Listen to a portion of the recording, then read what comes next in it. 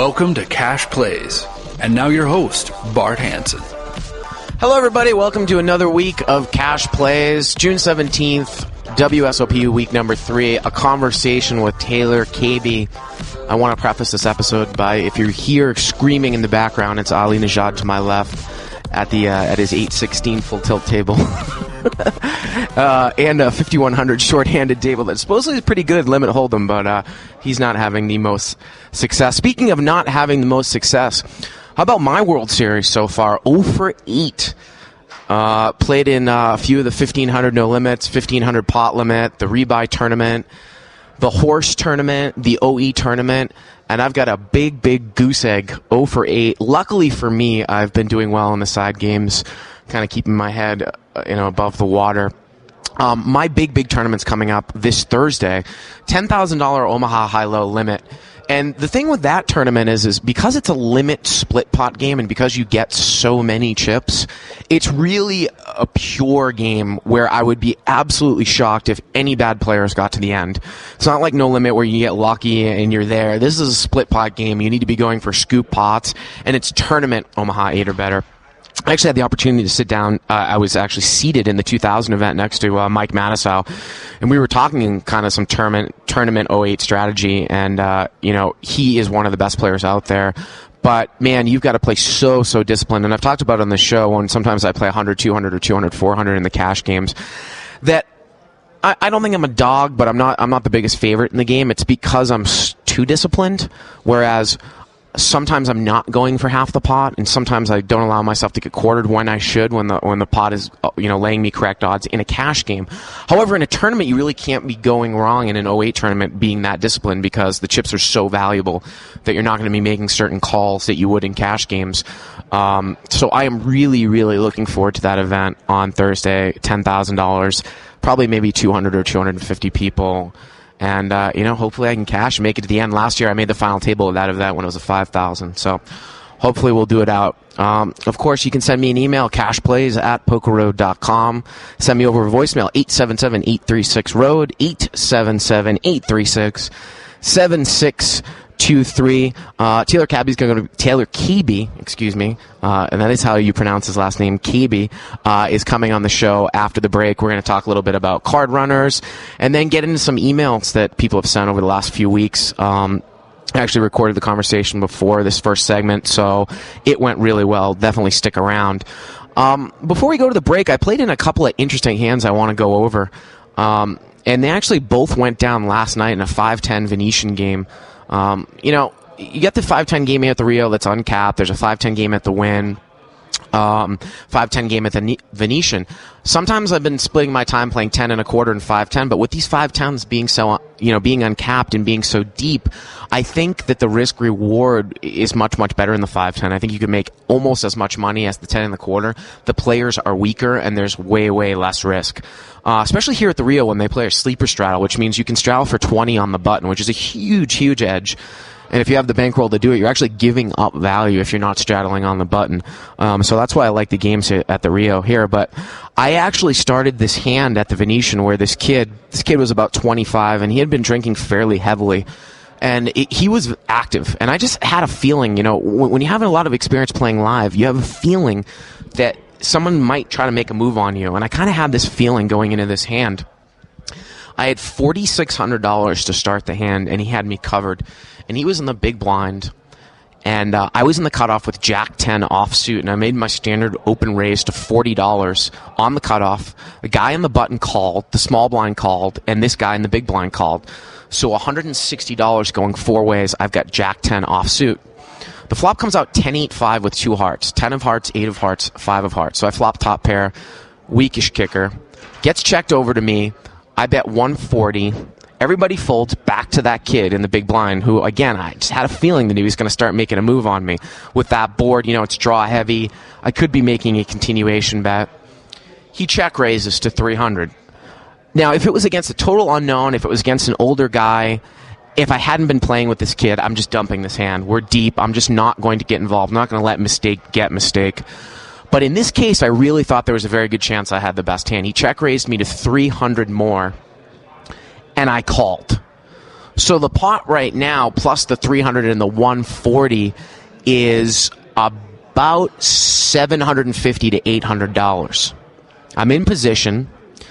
Now, the turn is a relatively good card for me, I guess, in this case. Doesn't really matter what he's representing. The turn pairs the 10.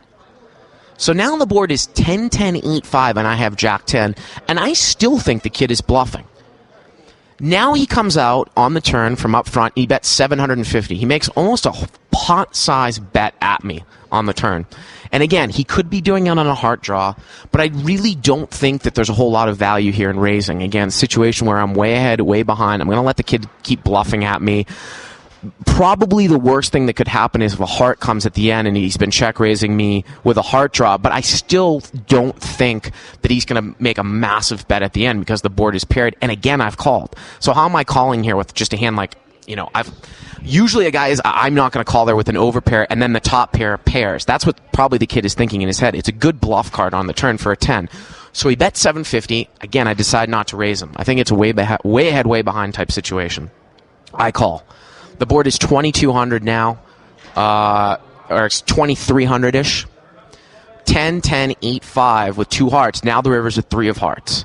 So the hearts get there, and without a second thought, the kid's like, I'm all in. And I started the hand with 4,600, and I've committed about 1,100, so it's about 33 to 3,400, I believe it was, something around there for me to call. It's an over pot size all in. He's basically bet just about a pot and a half size bet. Pot's going to be something like 5,500 in the low 30s for me to call. 31, 32, 33. I can't exactly remember what it was. But I looked at the line, and when I called him on the turn, I just thought to myself, I'm making it look like I'm on a flush draw. So when that flush card comes at the end, for him to ship there, he has to have 8s full, 5s full, or total air. And again, the reason why I was continuing on with the hand from the flop is because I thought he had total air from the start. There's just absolutely no way that he is going to shove there on the river without thinking about his bet sizing with the nut flush. If he made hearts at the end, I just cannot imagine an overshove with hearts at the end with a paired board. So I really thought there was a very, very good chance it was a bluff. He's bluffing there more than 1 out of 1.5 to 1.75, which is what the pot was laying to me. It took me a while to call, but I really thought that the guy only can have 8s or 5s full. Just no way that he can play this hand like a flush. And I called, and he tapped the table, and he's like, nice hand. Oh, I can't believe you called. I can't believe you called me with that. Well, you're so bad you can't get away from trips. And I'm thinking to myself, come on, guy. I mean, your line doesn't make any sense. Keep drinking your 7th Heineken. So that was nice, and that got me up to about $9,000. When another interesting hand came up, and this was one when I moved over to a different main game, and I'm playing 9,000 deep in a 5-10 no limit game, and a guy has me covered. So we're, in essence, playing 900 to 1,000 big blinds deep. A guy in the cut, I'm on the button, a guy in the cutoff with a 3,000 stack raises to 50. I call with 8-6 of diamonds. A guy with a 1,500 stack in the small blind calls, and the big blind with 10,000 calls. So we look at a $200 pot 4 ways. I've got 8-6 of diamonds. The board comes out 10-9-7 with 2 spades. So I flopped the second nut with a backdoor diamond draw. Gets checked over to the pre-flop raiser. He checks. I bet 150. The small blind calls. The $10,000 stack makes it 390. He check raises to $390. The pre-flop raiser calls. So now the pot is over $1,000, and it's going to be about $240 for me to call. I didn't like it one bit. In my earlier days of No Limit, and I think people make a mistake here, they will actually re-raise here, and they'll chalk it up to as a cooler. If somebody has Jack 8, so be it. Somebody's got Jack 8, they got Jack 8. But playing 900 big bets deep, I am going to play this hand safe. I am going to peel here on the flop, look for a safe card, and see what happens on the turn. We are just playing way, way, way too deep to get my money in right there with 8-6. So I call, and the small blind calls. Okay, $1,700 pot. The turn is the absolute worst card for my hand, and it lets me get away from the hand. Remember, the flop is 10-9-7 with 2 spades. Turn is the jack of spades. So now there's a one-liner to a straight out there, and spades are out there. The guy with the $10,000 stack instantly bets $1,500 on the third spade turn. The pre-flop raiser calls. I immediately release my hand, and the other guy folds. Pot's now $4,500. The river's a total blank. The $10,000 stack moves all in on the river. The pre-flop raiser calls. The pre-flop raiser has the nut flush. He checked the flop, overcheck called the flop with the nut flush draw, slow played the turn. The guy with the $10,000 stack has my hand with spades. He has 8-6 of spades, and if I'd overplayed my hand on the flop, I would have gotten it in with him, and he would have had a free roll, and he would have made it, and I would have lost $9,000 on the hand. Now, obviously, it was easy for me to release on the turn, but the interesting thing about this hand, when you're playing so deep, and I'm talking about over 500 big blinds deep, is if I had Jack 8 on that board, let's say the board came out 10-9-7 with 2 spades, and I have Jack 8, and the action is the same. I bet, a guy calls, he check raises, the pre-flop raiser calls. What do I do now?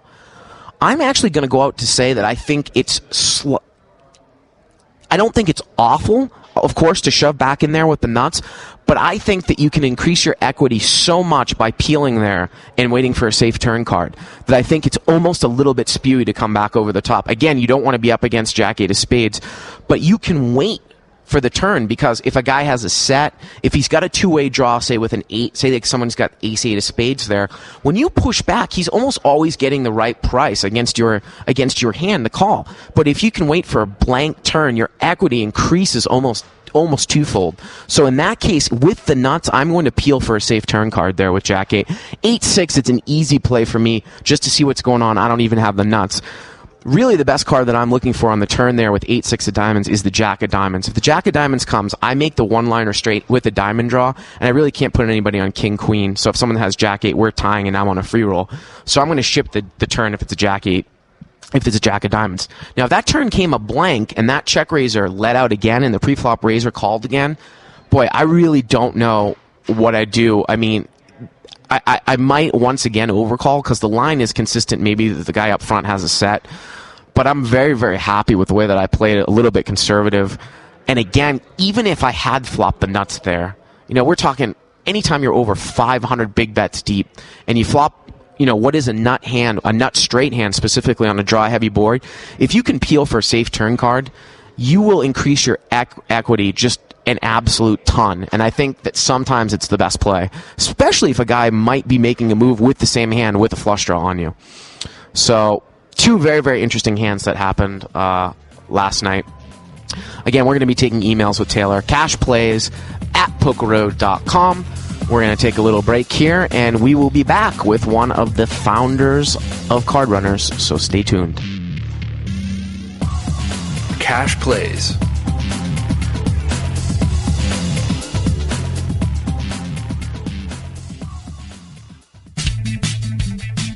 Scott Huff here from Two Jacks in the Hole. And Joe Stapleton also present and accounted for. Joe, I have some bad news. I am leaving the USA. That's actually very good news, Scott, because outside the U.S. is the only place you can play on Titan Poker. Actually, I heard about that, Joe. PokerRoad.com and Titan Poker have teamed up to bring you an exclusive $10,000 package to the World Series of Poker. Yeah, it's actually a pretty ridiculous package. You get 5 nights in Vegas, flights to and from whatever country you win it from, appear as a special guest on a Poker Road program. Get picked up at the airport in a limo. That's my favorite part. But Scott, I know your favorite part is you get a coaching lesson from Joe Seabach, dinner with him and the Poker Road crew, and let's not forget the fact that you get a $1,500 buy-in to a bracelet event, No Limit Hold'em number 53. It's easy to sign up. All you have to do is download and install Titan Poker. Use bonus code POKERROAD, one word. Deposit at least $50 to your Titan Poker account, and then earn the most points between now and June 20th, and you get that $10,000 package to the World Series of Poker. And remember, guys, this contest is only eligible for non-U.S. residents, so make sure you sign up with bonus code POKERROAD. You can't afford not to.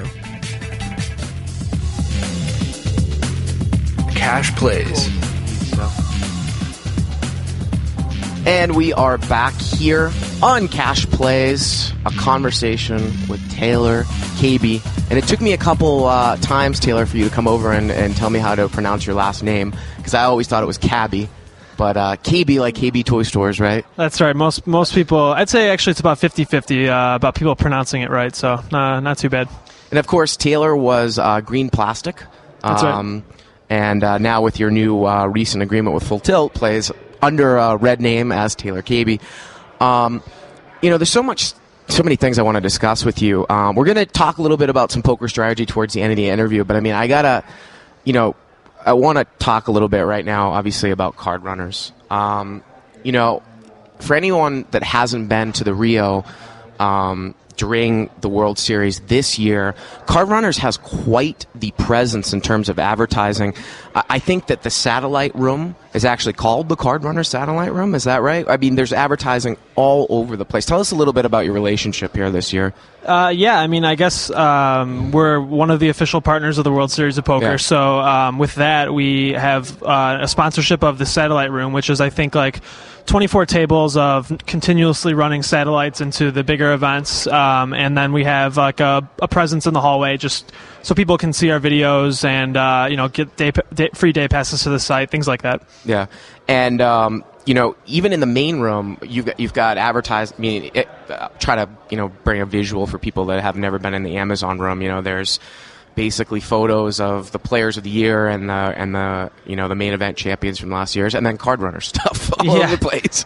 It's pretty funny. I mean, like, I never really thought we'd be in this position. Looking back 3 years or so when we started the business, and I don't think anybody else would have thought we'd be here either. Yeah. But we saw an opportunity, and we're really hoping that. Because a lot of the online players, I'm sure a lot of the people that are listening to the show are probably internet players, and a lot of them, if not most of them, know about card runners now if they're serious players. But most of the people that just play live poker don't, and we think that we do a pretty good job of teaching people how to play, and you don't need to necessarily be an online player to take advantage of our service. Now, I want to take us back to when in the beginning of this idea. Take us back to 2-3 years ago. You were one of the original founders, if not the original founder. How did you come up with the idea, and how did that develop into what is Card Runners now? Well, I mean, this was in 2005, like the very beginning of 2005. I was, at the time, I might have been the biggest online winning player, or I would soon be one of the biggest winning online players shortly thereafter, and a bunch of people just started to kind of ask questions about it, and at that time, I think tournaments were kind of more celebrated than cash games because there was like a new tournament ranking site, Pocket Fives. There were not very many high stakes games, so I think at this point, the high stakes games started to run, and then people like Prahlad Friedman and myself and some other people that were doing very well started to kind of gain notoriety, and at that point, people were just kept asking me, how are you doing this? Like, can you, teach me how to play? Blah blah blah. And sometimes, I like to be a good guy and help people out, but eventually, I figured there was probably a better way. And to make a long story short, somebody came to me with a similar idea, and we saw another company that was doing it, and someone else had another idea for it, and we thought, hey, why don't we do this ourselves? And I got together with one of my best friends, Andrew Wiggins, who's at my college. Was at my college at the time. Muddy Water, right? Muddy Water, yeah. And we just said, hey, why don't we do this? So we started it that summer and pretty much built it out of our fraternity house, as funny as that sounds, but that's kind of how it started. And it, obviously, as you continued to add pros on, it just got bigger and bigger. And how many pros do you actually have now doing videos? I think we have probably 25 or 30 regular contributors, I would say, and then some people that do videos sparingly. But the thing that we did was we just continued to add pros over and over and over again. Whereas there were some other services or sites that just kind of maybe didn't do that as much, and I think we just believe that the more people that you can have, giving you information on how to play, the better, and so we just continually will add more pros to our roster. Now, how did Brian Townsend come into the equation? Did you go out and seek him as one of the top players out there and thought that he could add a lot to your site? I didn't know Brian before we started working together, but I knew of him because he was like beating the hell out of all the games online, and I think someone he was a Card Runners member before that, and he had attributed some of his success to what he learned in the videos, so he got my contact information. I don't really remember how, but and we just had a meeting at the PCA in 2006, I think it was, in the Bahamas, and we just talked about what our goals were, and thought it would be a good fit and brought him on. So Now, obviously, the big news that came up, recently over the recent months is that the partnership with Full Tilt, and what are New Card Runners members going to get out of that partnership, and what are the general public going to see now with your partnership? Well, I mean, at the beginning, I think people were very skeptical because a lot of our members are really, really passionate about. They love what they've learned at Card Runners, but in some ways they don't want other people to find out about it because it helps people get better at poker. And we understand that, and this partnership is going to help us kind of expose our product to more people, which is obviously a good thing for the business. But there are some benefits to the members, and the biggest thing that I'm looking forward to is we're about to release the ability to purchase and pay for your Card Runners memberships with Full Tilt points. And that's a really big bonus for people because eventually you run out of a need for like another like velour bathrobe or like Full Tilt trash can or something, and like so a lot of our members are playing on Full Tilt anyway, and they think we think that it's probably a good idea to just use those points and to kind of upgrade their service. So that's one of the major benefits, and it's been good for us so far. Now, I'm going to ask you a little kind of a controversial question, but I hope you answer it as as honestly as possible. I've heard a lot of people take pot shots at you and sometimes at Brian Townsend recently, whether it's in the live games or on the forums, saying that, wow, these guys are been so involved with Card Runners and haven't been playing poker that much that they're really not the best players anymore, and that they can't even beat the games for what the best or what even a good player can beat the game for at like a 5-10 level. How do you respond to that? Well, first of all, I would say that I'm not like the best player anymore, and that's fine with me. I think there was a time when I was, and I was playing very, very, very seriously all the time. And to be the best, you gotta act like the best. You gotta play the most, or a lot at least. You have to study a lot. And to be honest, with Card Runners, I've spent a lot of time working on the business, and that's okay for me. Now, for someone to say that I'm not one of the best players or a winning player, which I've never actually heard that, but I mean things like that. It's ludicrous in my opinion. I play as much poker as I can. I mean, that's kind of like saying that I don't know, like Howard Leder isn't a good player or something like that.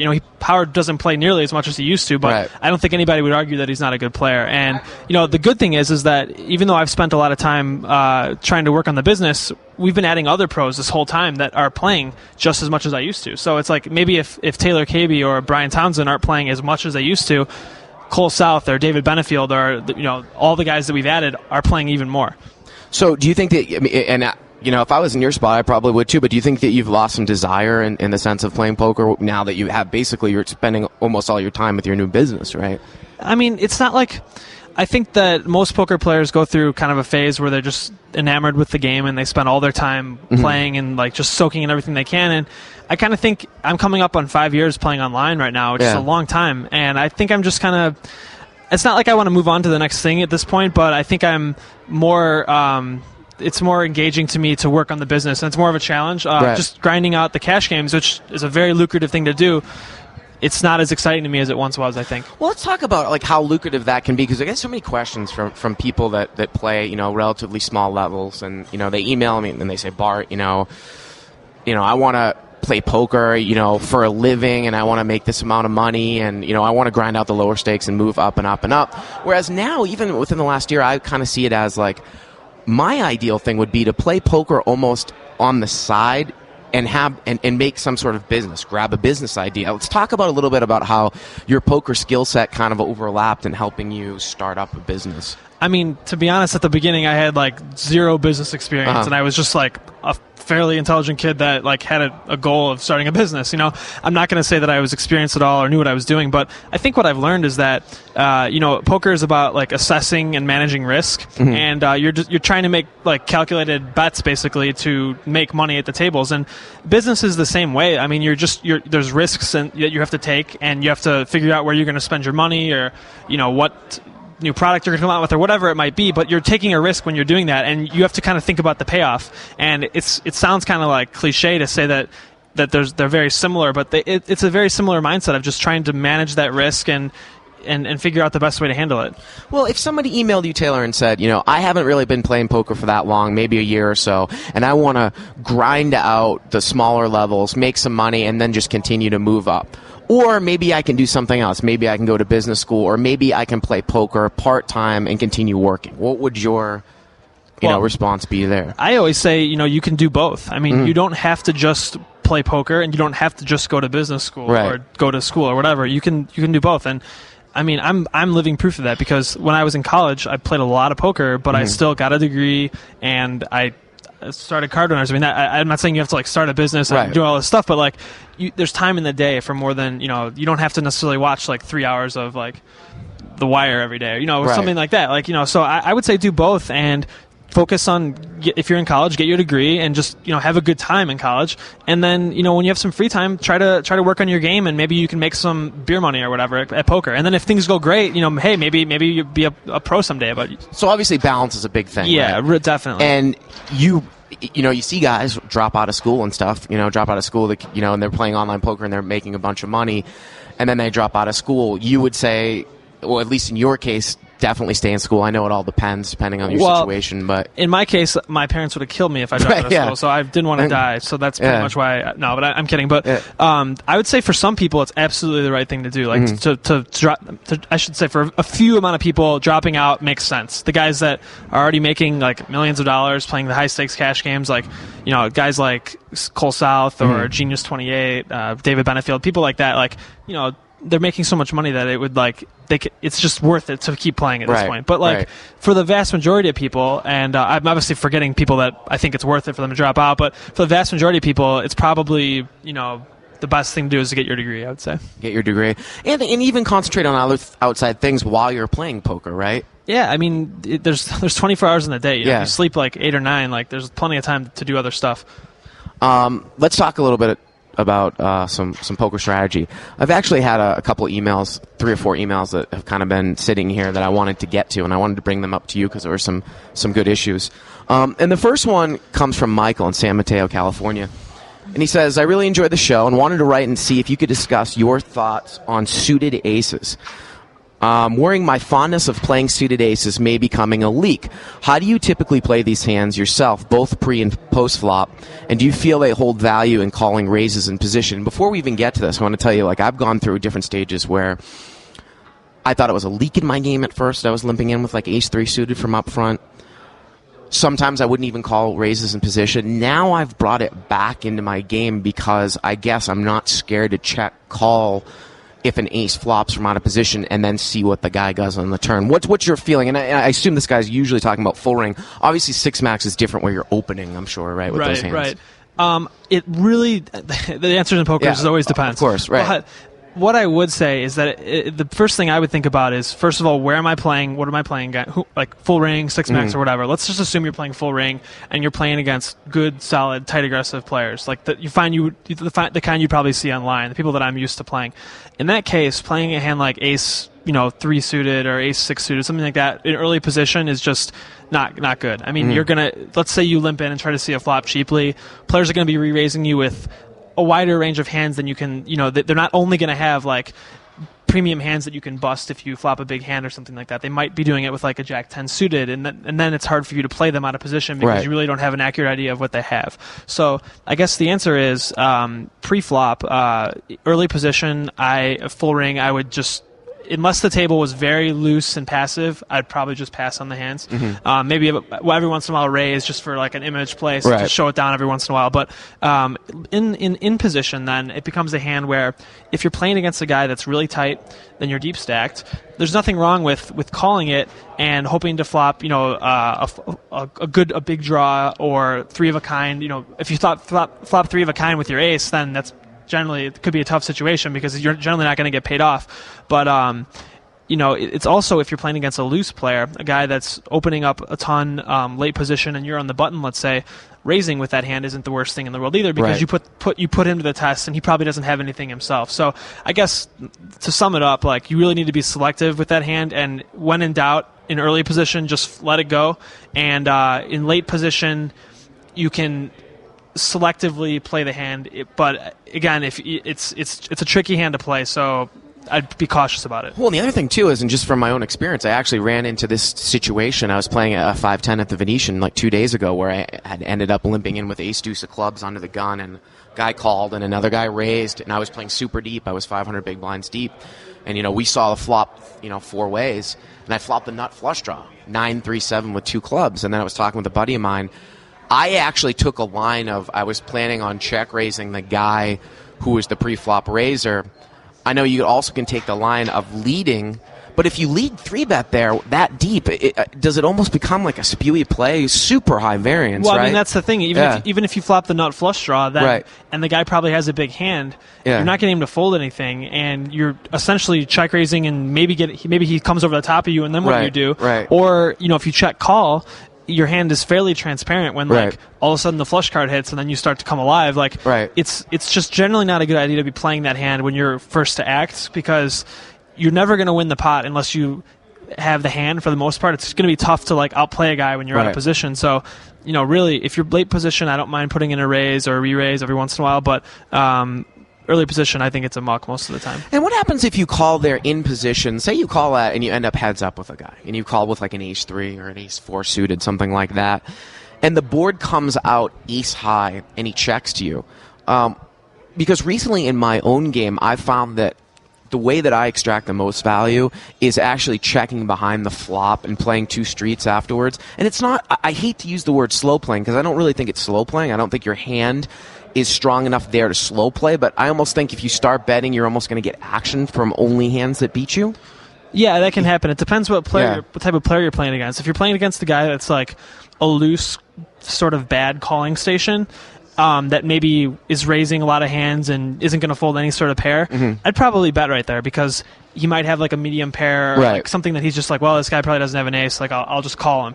Against a tricky player that is capable of check raising you with nothing, or even check raising you with a draw or ace king or ace queen, then I would almost always check behind. I shouldn't say almost always, I would often check behind, because you don't want that player to think that you're going to be continuation betting every single time he checks to you, and in that case, he's going to start to outplay you. And what do you do when he check raises you and you have that hand? In that situation, I probably check behind a fair amount. I think that's a fine play. And obviously, we can see the difference. Such a huge difference playing that hand in position versus out of position when you flop the nut flush draw. How you can maneuver the pot, right? If you choose to raise the flop and the guy calls, and you're fairly certain there's no fold equity, you can always take a card on the turn. Absolutely. Whereas from up front, what are you doing with the hand? Well, and also, if the flop misses both of you and you're in position, and it comes out let's say the guy's been continuation betting almost every single time when he raises. He's just automatically continuation betting, which some players will do. The flop comes down 2, 6, 7 or something like that, and he raised in the cutoff and you called him the button. You don't have to have anything to make a raise right there, because he probably doesn't have anything himself. So in that situation, if he bets, you might raise him with nothing right there. And if you're out of position, it's going to be very difficult for you to do anything against him, because then he has the right to fire the second barrel. Or if you bet and he raises you, then what are you going to put in? It's going to be a lot more expensive to make a bluff on him, basically. Now, obviously, the ace wheel card suited have a little bit more value. Do you take that into play versus calling a raise versus something like ace 6 through ace 9? I mean, a little bit, I guess, but it really. It's not a ton of extra value right there, and it's more that I need to be confident that if I do hit a flush or I do hit trips, I'm going to get paid. I'm likely going to get paid, or I think that this guy has leaks post flop where I can outplay him, even if he's c-betting every single time. So maybe I'll raise often with nothing or something like that. I need some sort of reason to think that I can outplay him with that hand, because it's probably an inferior hand to what a lot of players are opening. And if you have an inferior hand to what somebody's likely opening, you need to have a reason why you're going to be able to outplay them. And some people are like, well, I was in position, so I can outplay him. That's true, but it's not always true. I mean, if I can be, if we're playing 100 big blind stacks and I have aces and you're in position on me, that's fine. I don't mind being out of position with aces in 100 big blind stack, because I don't care. You can try to outplay me all day long. You're still getting it in. Yeah, exactly. Yeah. And every once in a while you're going to flop 2 pair or something like that, but that in the long run I'm going to win. So I think some people put too much emphasis on trying to call and outplay people, because that's not what most poker is about. Right. And the other thing too about suited aces is I'm going to move on to the next email here. I've actually won a lot of my money by playing suited aces in position when I flop an ace and I know that the other guy has an ace, and you trick them by either checking the flop or betting the turn and then checking the turn, and they get you to pay off with pocket pairs. But the hand itself, I think it's one of the most trickiest hands out there, because I wouldn't recommend it even in position for smaller players, because what happens if the guy comes out and the board comes out, ace 5-9 and you've got ace deuce? And what happens if he comes out and he bets 80% on the flop? What's your plan for the whole hand? You can't fold, because otherwise, if you were going to fold right there, so you just can't, simply put, you can't fold that hand right away. Mm-hmm. Because if you're going to fold when you hit your top pair, then you shouldn't be playing that hand in the first place. Right. So, but at the same time, if he bets 80% of the pot, and then the turn comes a blank and he bets another 80% of the pot, like, it's a guessing game at that point. And if he's a good player, he's probably going to more often than not have the hand, but at the same time, sometimes he's going to be bluffing, so it's going to be tough for you. So the answer is, it's a tough hand to play overall, and you should be careful with that hand. And definitely, I wouldn't overcall with the hand either. Again, it always depends, but if there's a guy in between there that calls this guy's bet, then you got to dump that hand. Particularly if there's another guy that's raised. Re-raise and re-raise, something like that. Don't even think about it. So Yeah. All right, moving on to another email. This email comes from Matt in Philadelphia. He says, I love the show and I'm learning a lot. You've talked a lot about playing strong draws on the flop, but one topic I'd really like to hear discussed is being on the other side of the fence. How do you approach ace-ace or other overpairs on the flop in the face of aggression? I have great difficulty figuring out whether to risk going broke with an overpair. Regards, Matt. Now, the interesting thing about this, Taylor, is that we just talked about with 100 big blind stats, it's very, very rare that someone's going to fold aces on the board. But with this new advent of these 200 big blind deep games now on Full Tilt, people making the transition here in Vegas, playing live, let's talk a little bit about that, because I'm a big endorser of playing my draws really strong on the flop, your flush draws, gut shot, stuff like that. But when you've got aces and you're playing deep, and the board comes out like 8-6-5 with two clubs, and a guy bets, and another guy calls.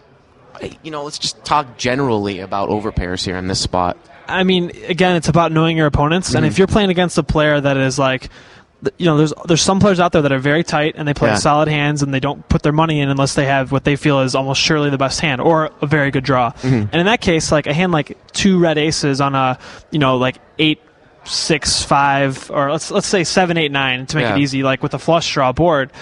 If it's bet and raise to you, and the player that's raising is a tight player, I mean, to me that's a pretty easy fold, because like he's probably either got a set or a pair and a draw, and in the case that he has a pair and a draw, you're like basically flipping a coin, and that's like best case scenario with him. If you were to shove all in and get called, you're flipping a coin. But the bottom line is that a tight player isn't going to make a raise on that board without like at least a pair and a draw. So in that case, like I guess what I look for with aces is I'm looking to get it in.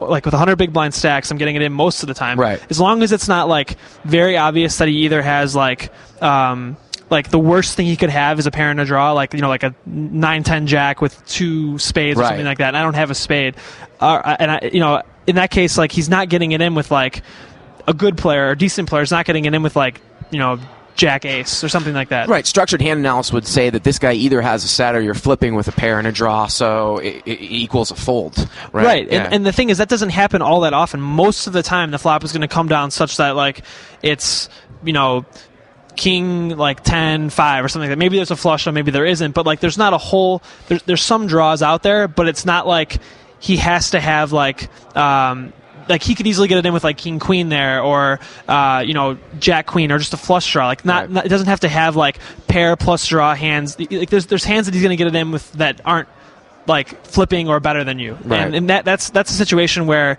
like the straight and flush boards, like cards that are coordinated in both ways, and you have aces or kings and it's not coordinated, it's probably, if you in the face of aggression from a good player or a solid player, you just fold the hand.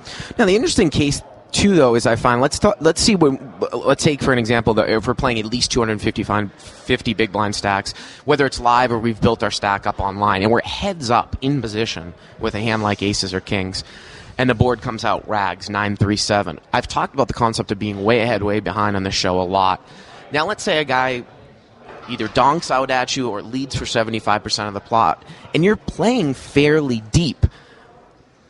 If you raise the flop there, I guess the question is, do you want to play for stacks? Can your hand stand a re-raise? And what I find myself doing most of the time now, Taylor, is just calling in position, not actually raising the flop, even heads up. That deep, there's certainly nothing wrong with calling there.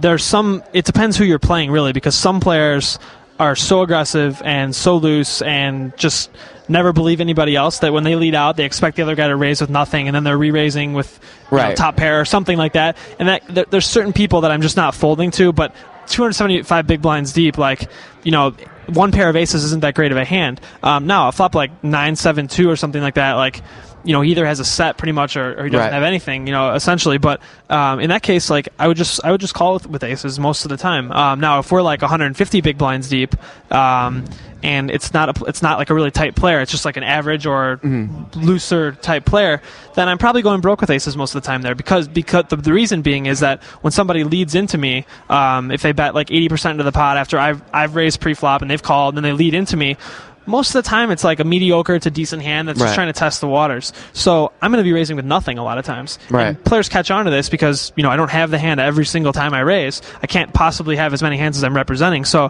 what ends up happening is I'm doing that with nothing. Like if I have like king queen and the guy leads into me on a 9-7-2 flop, I'll raise him with nothing. And then, he probably can't stand the heat for 2 barrels. But by that token, if I have aces there, I have to raise him as well and then get it in.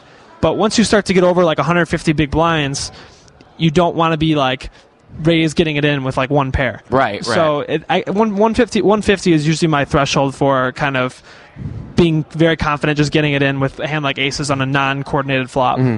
Well, the interesting thing there is, you're talking about balancing your range because you're going to raise with air, you're going to raise for aces for value. But obviously your opponent has to be, decently savvy to realize what you're doing. You're trying to balance your range there. My experience at the lower levels, even coming up or even up to 5-10, especially against like a live net, like you come into the World Series here and you don't know the guy. The guy's 45 years old, and he's going to lead into you there. I think it does become a way ahead, way behind the issue where a lot of those guys aren't going to lead into you with sets. They are testing the waters, but if the board is like Jack, 7, deuce, and he's leading into you to kind of find out where he's at with King, Jack, is there really a reason to raise there with aces? He's going to fold. So if you call, you can extract maybe even 2 streets of value later on. Yeah, but then I guess that's true. Yeah. The problem there is that if you're playing the way that I play, and that's aggressively and loose, and I'm bluffing, and usually I have an image to where the guy thinks, well, this guy, could be full of shit, Yeah. And in that case, I don't mind raising because he's going to lead out with his king jack, and then he's going to say, oh man, this kid raised again. Like, I know he doesn't have anything, something like that, and then. It's kind of a mind game. So you got the laggy image, so you actually want the value from that. Because I want him to kind of second guess his read and to just basically be putting more money in when, to me, for 100 to 150 big blinds with my image, like aces are golden right there on that type of flop. So like I'm just going to go with it and hope for the best. Now, but the thing that you did say is that if it's a live nit, like a guy that's like maybe a live pro, some of these live pros are really, really tight. Like the guys that just grind out like 5-10 or 10-20, they're just very tight players, and they get their money in very good against amateurs. Like that kind of guy that maybe is leading out with the set mostly and is folding top pair, to me, I'm not going to make a raise right there because like you just have to be able to characterize your players, and like that's one thing that I say in my videos, that you have to know your players. Like when you first sit down at the table, you got to figure out who's capable of what, who's playing what types of hands, like who is willing to get it in light, who's not. There's so many things that it's just beyond like a standard way to play a hand. You have to like know the guy you're playing. And that's Ali Najad in the background playing on his on his horse table. The other thing I've noticed too, one other thing about that, we were talking about guys leading out with sets and stuff, and getting their money good with the amateurs. I very, very rarely see those guys ever mix it up where they're just leading all 3 streets as opposed to check raising the turn. So if they lead and you call and they check the turn, I would be very, very shocked if they're going to take the line of check raise. And this is live nits, you know what I mean? Oh, yeah. I mean, usually like a nit is not going to be playing this hand too trickily, So if he's if he checks the turn, I'm probably, if you think you're going to get paid off by top pair, you bet the turn. If you think that he's just going to fold top pair, maybe you check back and then you get value on the river. Right. It depends. But yeah, again, I'm not too worried about a guy leading out and then check raising me on the turn if he's a tight player. Another email here. This comes from Rich in Orlando, Florida. And we've talked a little bit about this, but he says, I I wanted to ask you about playing 100 big blinds deep at a full ring table with a few short stacks at the table, say 20 to 40 big blinds. You focus mainly on deep stack play on the show, which makes sense as the complexities of the game rise with stack sizes. I'm aware that a large portion of it is obvious with short stacks. Implied odds go down, and in certain spots you lose your stack before you realize you're beat, where in a deeper game it might be possible to get away. I was wondering if you could maybe talk a little bit about this and expand on some of the more subtle aspects of only having 100 big bets. So let's talk specifically about that. So do you want to talk about playing like a 20 and a 40 big blind stack or a 100 big blind stack? Let's start off and talk about we're playing with 100 big blind stacks in these standard tables, and there's some short stacks at the table. Okay. Is that normally a table? Let's say that you want to maximize your value, where you're fully rolled for the game. Do you want to find other tables where the players are normally deeper, or are the short stacks usually bad where you don't mind because you're exploiting them anyways? Let's assume that you're a winning, loose, and solid player, not like a tight knit or something like that. You're just like an average to above average looseness and a good, solid winning player. You absolutely want to have full stacks at the table, because the short stacks can... The reason why short stacks make money, and by short stacks I'm defining the guys that specialize in buying in for 20 big blinds online, and they either raise or fold pre-flop, and they get all their money in. If somebody opens, they're either shoving all their money in or they're folding. And what they do is they're taking advantage of the players like myself who open a lot of different types of hands but can't call re-raises all in for 20 big blinds often enough to show a profit against these players. So what's happening is, like, if I'm raising in middle position and this 20 big blind short stacker is shoving in with like any pair, any suited ace, king, queen, hands like that, and I'm opening enough hands that he's folding, even when he gets it in bad, he's still folding me out enough times to beat me. So basically my point here is that against those types of players, one, you want to avoid that table. You want to not play against guys that, if you're a good player that plays for 100 big blinds, you generally want to avoid the 20 big blind stacks, because they're the ones that are good anyway. Secondly, you want to open less hands when they're behind you and when they're still left to act, because they generally know how you're playing. They know that you're opening a lot of hands, and they're reshoving a lot of hands on you. So against those players, you want to tighten up your opening range in late position, on the cutoff and the button especially, because these guys will reshove on you all day long in the blind. So when you're playing those types of players, what I'll do is I will maybe open like, I would say if I normally open like 35 to 40% of the time from the cutoff for the button, I'd drop that down maybe 10 or so percent around these players. So I have a better hand on average when I'm opening.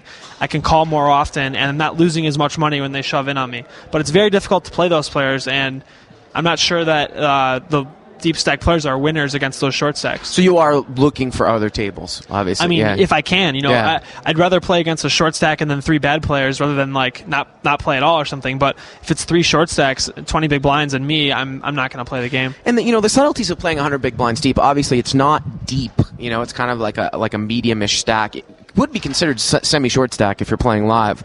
Card runners usually, they're definitely big advocates of playing aggressively. Do you think to rise above and consistently beat the games and move up, you've really got to play those draws aggressively with that kind of a medium-ish stack? Like in the sense of, you don't want to be check calling with your draws if you're up against when you have any type of fold equity, right? No, I mean, you generally never want to be check calling with draws. Yeah. Well, that's not true, but with 100 big blind stacks, most of the time you're going to be wanting to play those aggressively, preferably in position, because what's going to end up happening if you're out of position, oftentimes you might check and the guy bets, and then you're essentially committing yourself with the check raise, or you're getting close to it in some cases, and then you've put a bunch of money in and you don't have the proper odds to call. So like if the guy's going to shove in like top pair or better, you put yourself into a bad situation playing out of position. Again, I'm harping on the position thing, but it can't be like overstated. Yeah. So you do want to play those draws aggressively though. And the other interesting thing too, that again with the 200 big blind tables, coming about on full tilt, I've actually noticed that they have more of them at the lower limits. Like 50 cent $1, you had 8 or 9. I just took a look at it like yesterday, 8 or 9, but they only had like 2 or 3 at 1, 2.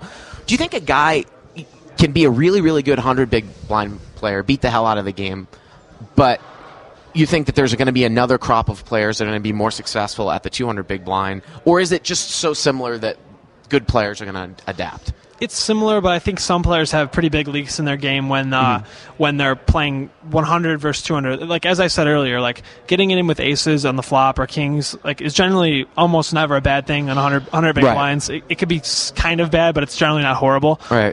Whereas like 200 big blinds, getting it in with one pair can be very, very bad because you can be like at best flipping and at worst like 80% dog or drawing dead even sometimes. So in that situation, like I would say.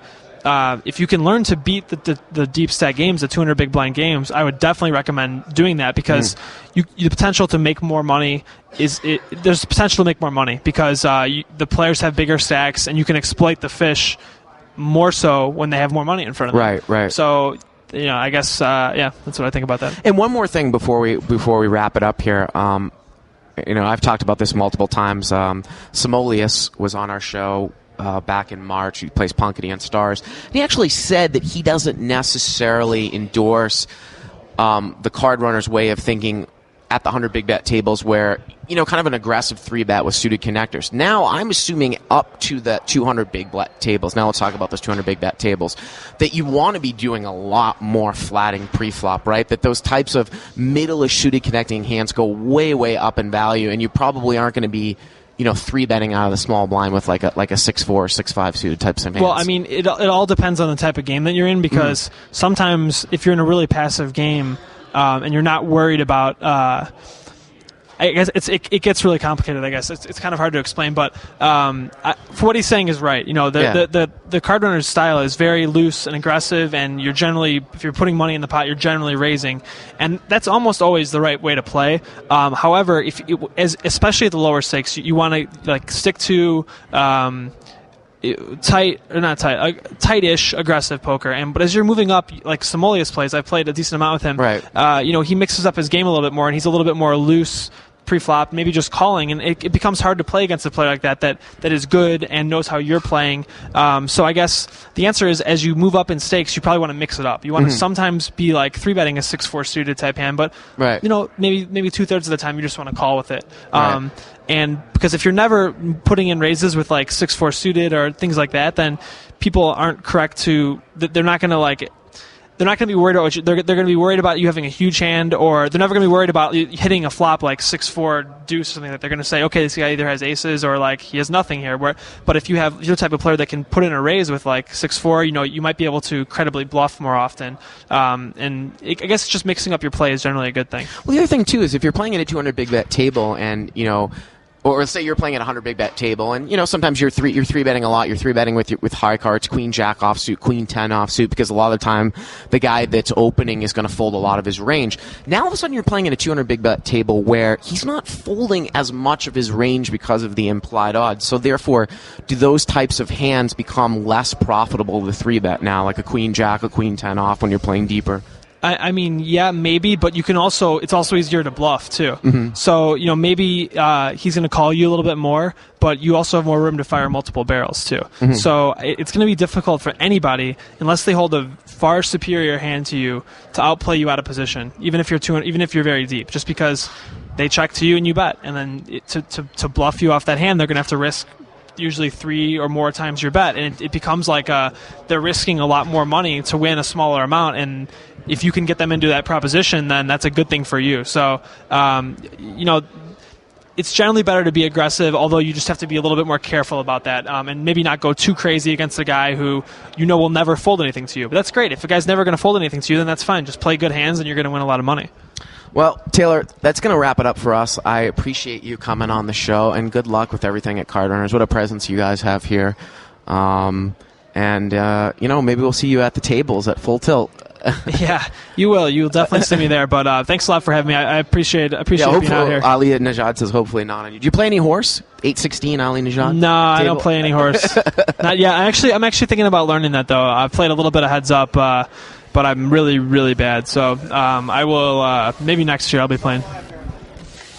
Well, Taylor, thanks a lot for coming on the show. Thanks for having me. And that is going to wrap it up for us this week. We've got a few more weeks here at the World Series. Thanks for taking a listen, and we will see you next week right here on Cash Blaze.